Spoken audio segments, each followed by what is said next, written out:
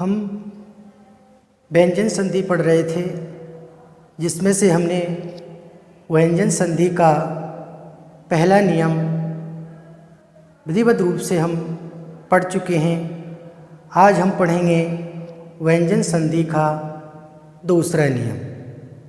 तो व्यंजन संधि का दूसरा नियम है, ये है, इसका मतलब होता है,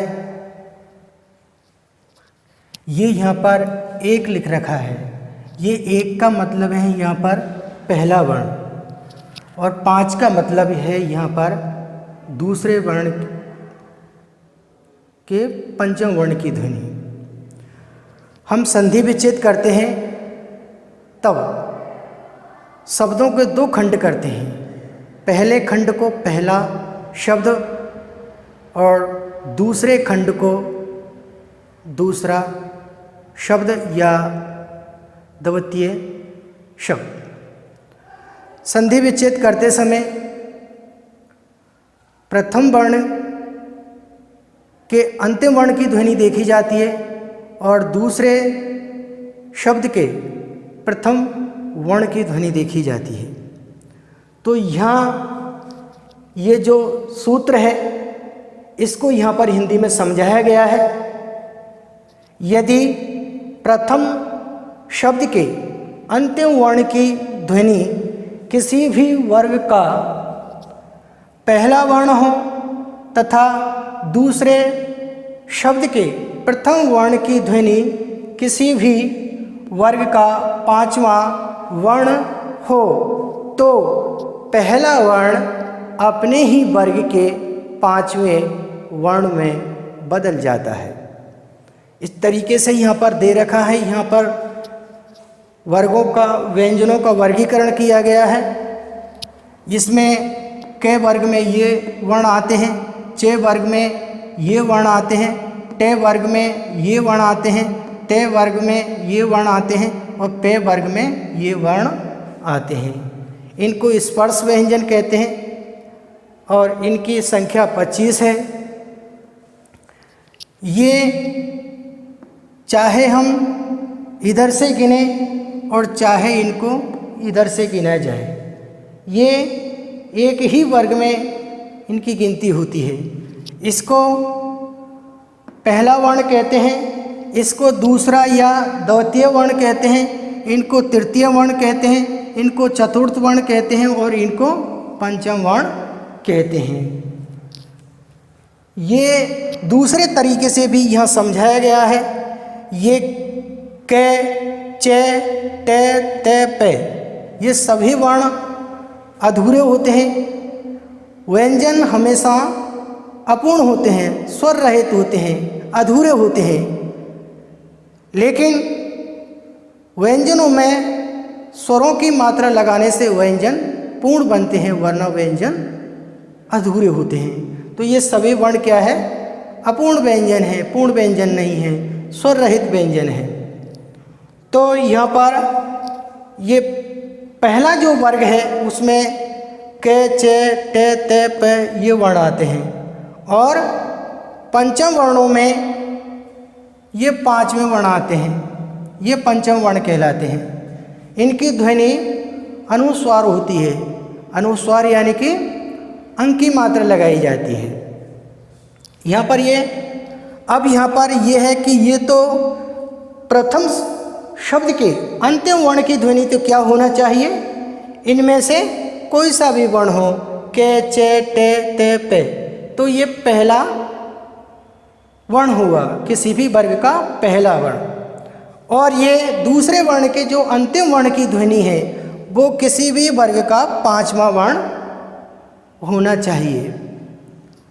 तो ये तो हुआ पहला वर्ण, प्रथम शब्द के अंतिम वर्ण की ध्वनि ये आएगी, और 5वां वर्ण दूसरे शब्द के अंतिम वर्ण की ध्वनि कोई भी 5वां वर्ण होगा, तब ये पहला वर्ण अपने ही वर्ग के 5वें वर्ण में बदल जाता है।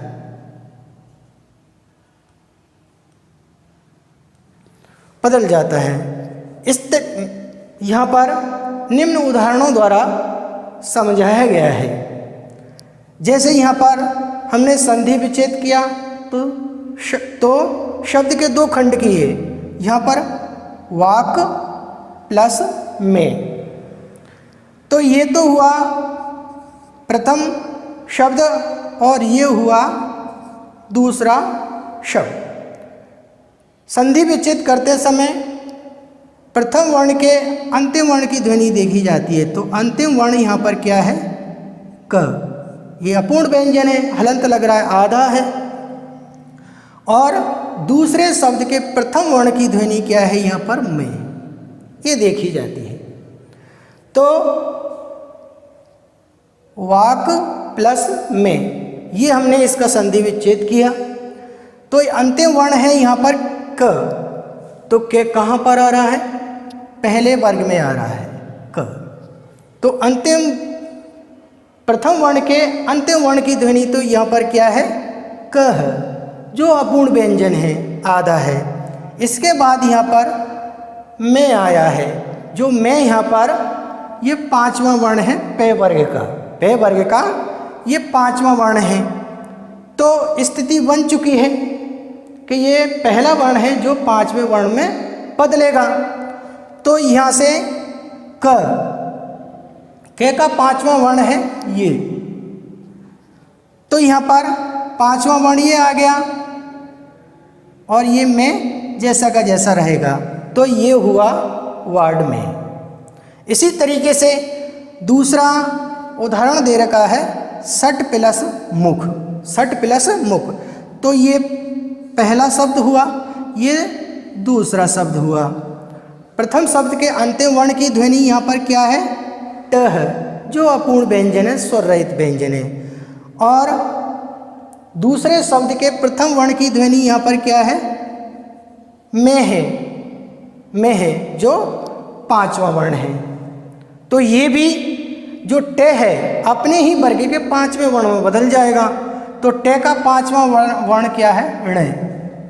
अब ये टे अपूर्ण व्यंजन है और ये यहाँ भी अपूर्ण व्यंजन है, और यहाँ हमारे पास में है, यहाँ स्वर नहीं है। अगर स्वर होता तो टे में ये अपूर्ण व्यंजन है, टे उसमें मात्रा लग जाती तो ये पूर्ण व्यंजन हो जाता, लेकिन हमारे पास इधर स्वर नहीं है, इसलिए ये ण आधा का आधा रहेगा। तो ये क्या हो जाएगा? सट। और टे अपने ही वर्ग के पांचवें वर्ण में बदल जाएगा, तो टे का पांचवा वर्ण है ण। तो इस तरीके से ये शब्द बना षडमुख। इसी तरीके से तीसरा उदाहरण यहाँ पर दे रखा है उत प्लस मूलन। ते यहाँ पर पहला वर्ण है, ते वर्ग का ये ते पहला वर्ण है, ये अपूर्ण व्यंजन है। तो ये तो हुआ प्रथम शब्द और ये हुआ दूसरा शब्द। संधि विच्छेद करते समय प्रथम शब्द के अंतिम वर्ण की ध्वनि देखी जाती है, तो अंतिम वर्ण की ध्वनि है यहाँ पर ते, अपूर्ण व्यंजन है, अधूरा है, तो ये है अपूर्ण व्यंजन। इसके बाद दूसरा जो शब्द है उसके प्रथम वर्ण की ध्वनि क्या है? यहाँ पर में है, में है। तो ये भी स्थिति बन चुकी है कि पहला वर्ण है जो ते, वो अपने ही वर्ग के पांचवें वर्ण में बदल जाएगा।